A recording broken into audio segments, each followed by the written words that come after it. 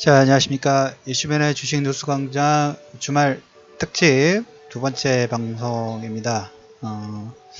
이제 한 주간을 앞에 방송에서 올려드렸던 것은 주간의 총정리 부분들을 좀 진행했죠. 그러면 이제 다음 주에 우리가 물론 이제 이런 내용 부분들은 일정되어 있던 거 외에 또 플러스 알파가 되는 거기 때문에 아침에 그런 내용은 아침 시장 브리핑 8시 전후에 올려드리는 아침 브리핑에서 코멘트를 좀 드리기는 하겠지만, 일단 다음 주에 잡혀져 있는 큼직큼직한 이슈 부분들, 어떤 의미 부분들을 포함을 하고 있고, 이런 내용들이 어떤 영향 부분들을 줄 수 있는지, 시간이 뭐 막상 닫혀지지 않았지만 미리 한번 우리가 머릿속으로 여러 가지 한번 시나리오를 써보는 그런 시간으로 갖도록 하겠습니다. 마음대로 되지는 않죠. 하지만 우리가 이제 미리 예상을 몇 가지를 해놓고 그 범위 내에서 벗어나지 않는다 하면 그 생각대로 우리가 투자 부분들을 좀 더 빨리 결정할 수 있고, 그렇지 않고 전혀 그런 부분들을 고려하지 않고 막상 그 내용들 봤을 때 분석하고 어떻게 움직이는지 예상하다 보면 타이밍 부분들을 상당히 많이 놓칠 수가 있어요. 그래서 이렇게 내용 부분들을 정리를 하다 보면 몇몇 종목분들 여러분들 편안한 투자 부분들을 하실 수 있고, 아니면 이제 주식을 배우실 때 이런 걸 계속적으로 하시다 보면 여러분 투자가 좀 더 편안한 방법 중에 하나이니까 미리 한번 주간별로 이렇게 정리 부분들 해서 코멘트를 좀 드려볼까 좀 계속 노력을 좀 하고 있습니다. 그래서 댓글에 많은 응원 부탁드리고요. 그런 게 여러분들이 많이 응원해 주셔야지 제가 또 좀 더 힘을 받고 좀 더 많은 좋은 내용 부분들을 찾아서 올려드리려고 노력을 하니까 많은 호응 부탁드리면서, 자, 8월 넷째 주, 다음 주면 이제 넷째 주죠. 우리가 생각해 볼 수 있는 이슈, 그걸 통해서 그려볼 수 있는 몇 가지 시나리오 부분들 한번 그려보도록 하겠습니다.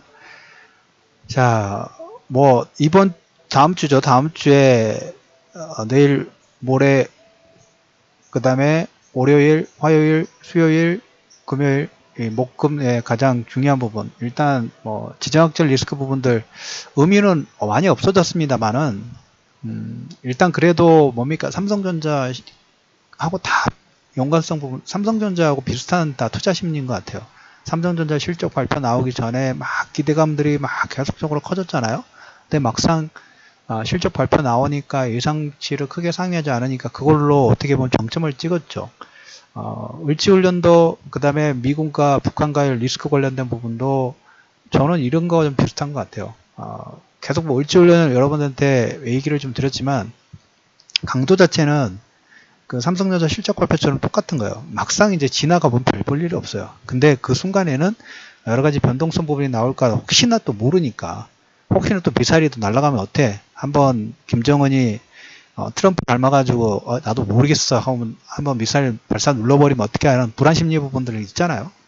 그리고 뭡니까, 트럼프 럭비공 관련된 부분들이 계속적으로 나오다 보니까 어떻게 될지 모르지만 우리가 객관적으로 봤을 때 그 내용 부분들의 어떤 시장에서 반응하는 감도 있죠. 강도 부분들은 현저하게, 만약에 한 2, 3주 전에 최고가 10이었다면 지금 한 5 이하로 떨어지고 있다는 얘기 좀 드리도록 하겠고요. 그리고 이제 8월달 중에 여러분들한테 얘기를 드렸던 중에 하나가 뭐냐면 베이다이어 회의라고 있어요. 베이다이어 회의가 있는데 이것은 중국의 어떤 차기 핵심 멤버, 그러니까 우리나라로 말하면 국무위원급 정도라고 보시면 될 것 같아요. 이 회의가 이제 거의 폐막이 된 것 같아요. 거기 상무위원들이 지금 공식적인 자리에 나온 거 보니까 여기는 비공개 회의라다 보니까 어떻게 진행되는지 전혀 오픈이 되질 않아요. 근데 여기에 그 상무위원들이 지금 공식적인 행사 부분들이 조금 나오는 것 같아요. 그러면 베이다이어 회의가 거의 폐막했다는 그런 하나의 시그널 부분들인데, 여기서 중요한 부분은 이걸 제가 보면서 어떤 생각이 들었냐면, 물론 이제 우리나라 정권 초기입니다라면은 5년 너무 짧다. 이번 대통령 부분들은 연임제 해가지고 10년 했으면 좋겠다라는 개인적인 생각 부분들 좀 했는데, 왜 그런 얘기를 드리냐면 베이다이어 회의에 관련된 부분에서 이번에 완벽하게 예전에 시진핑 전에 후진타오라든지 이런 장점에는 중심축 부분들 상당히 좀 많이 잡았지만 후진타워 같은 경우에는 군사 권한 부분들을 잡지 못해서 상당히 많이 그 기간 내에 집권 기간 내에 많이 흔들렸어요. 근데 이번 시진핑은 시작하기 전부터 양쪽에 그 당권이라든지 군사력 부분들을 딱 잡고 시작을 했습니다. 그래서 그렇게 시작했기 때문에 정권 초기부터 해서 과거 권력 부패, 우리나라 말하면 적폐죠. 정말 드라이브 많이 걸었어요. 거의 2, 3년 동안 거의 뭡니까 다 뽑아냈다고 봐도 무난한 것 같아요. 오늘 이번에 베이다이어 보니까 시진핑이 가장 거슬렸던 장점인 있죠. 장점인이 어떻게 후진타워 전이잖아요. 그런데도 불구하고 여기 세력 자체가 워낙 탄탄하다 보니까 후진타워도 흔들어 버렸고, 그래서 후진타워도 보면 그 힘들었던 일 때문에 어떻게 보면 자기가 좀 더 뭡니까 권력을 넘겼지만 그 주요 권력 부분들 잡고 싶어 하지 않습니까? 그런데 이제 워낙 장점인 때 후진타워가 많이 당하다 보니까 시진핑한테는 미리 다 줘버렸어요. 그러면서 이번에 시진핑이 어떻게 보면 가장 강력한 권한 부분들을 가지면서 정권 부분들을 시작을 했는데, 이번에 그 베이다이 회의에 보면 장점인 그쪽 세력 부분들, 그 다음에 이번에 보니까 최근에 이제 그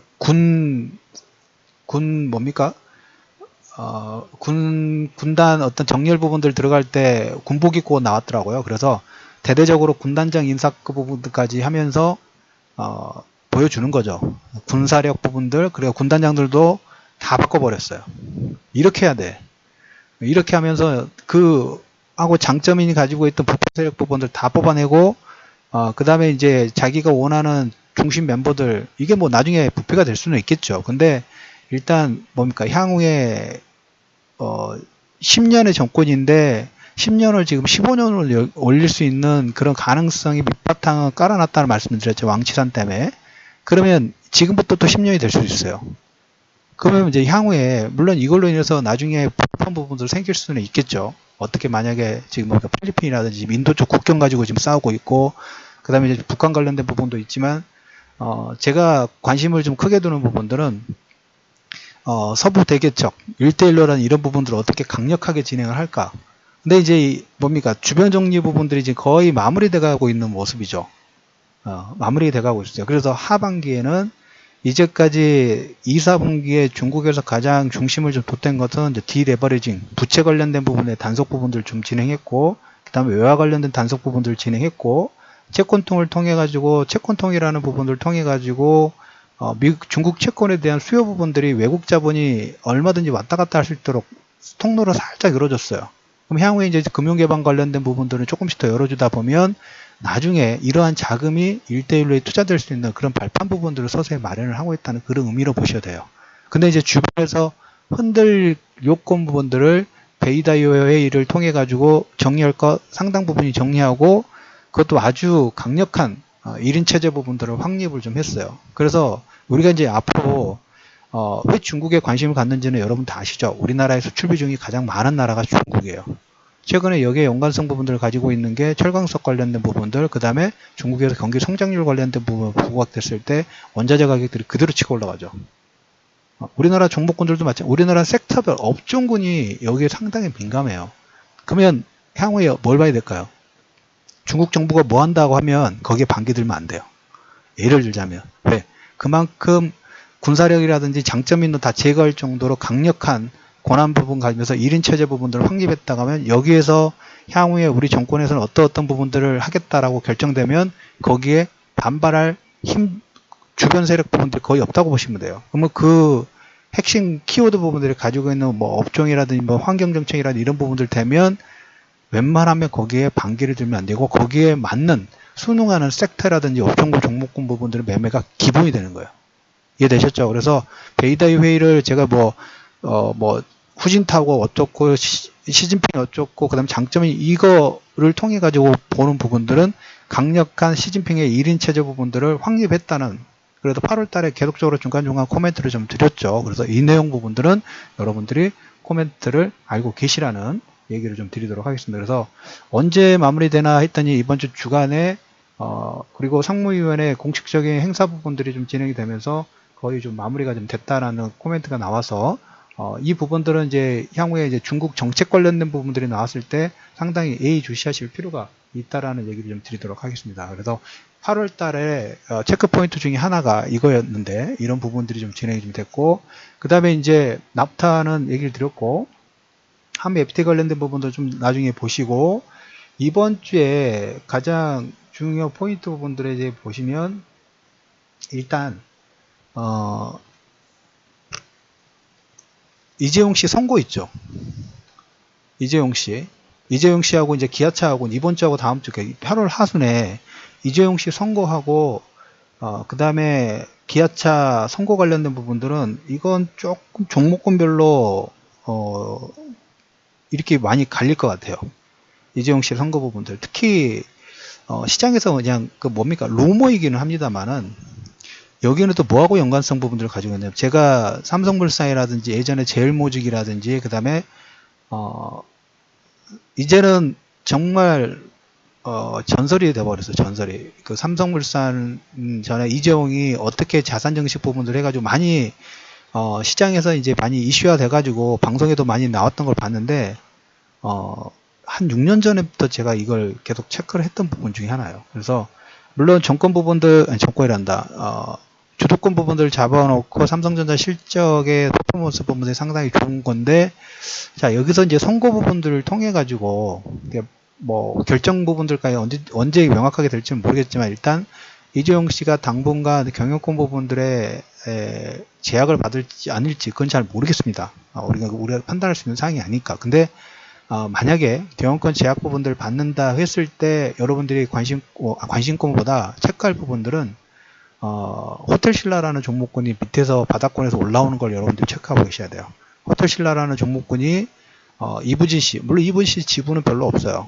거의 없다고 보셔도 돼요. 그런데 이재용의 대항마라고 하기는 좀 그렇고 3남매 중에 그래도 그 이재용의 아버지가 가장 이뻐했던 그리고 총애했던 사람은 이부진이라는 소문이 시장에서는 많이 있어요. 그만큼 경영 능력 부분들을 인정을 좀 받았고 좀 뭐 잘했죠. 근데 이부진 씨 같은 경우에 평사원하고 결혼을 했는데도 불구하고 이번에 그 이혼 소송 부분들을 마무리를 했어요.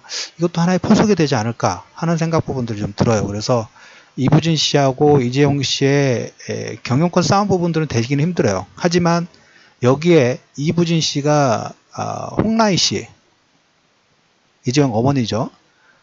만약에 이제 그 지금 병석에 있는 그 갑자기 이름이 생각 안 나네요. 병석에 계신 분 있죠.